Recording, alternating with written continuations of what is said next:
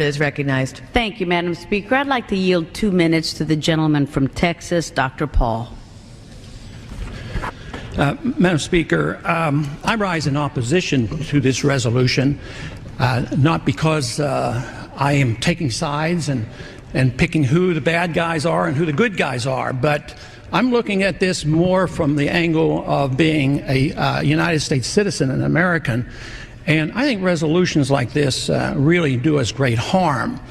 In many ways, what's happening in the Middle East, and in particular with Gaza right now, we have some moral responsibility for both sides in a way, because we provide help and funding for both Arab nations and Israel. And so we definitely have a moral responsibility, and especially now today, the weapons being used to kill so many Palestinians are American weapons, and American funds essentially are being used for this. But there's a political liability which I think is something that we fail to look at, because too often there's so much blowback from our intervention in areas that we shouldn't be involved in. You know, Hamas, if you look at the history, you'll find out that Hamas was encouraged and really started by Israel, because they wanted Hamas to counteract Yasser Arafat. And you say, well, yeah, that was better then and served its purpose, but we didn't want Hamas to do this. So then we as Americans say, well, we have such a good system, we're going to impose this on the world.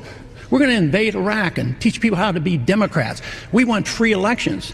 So we encourage the Palestinians to have a free election. They do, and they elect Hamas. So we first indirectly and directly through Israel help establish Hamas. Then we have election. Then Hamas becomes dominant, so we have to kill them.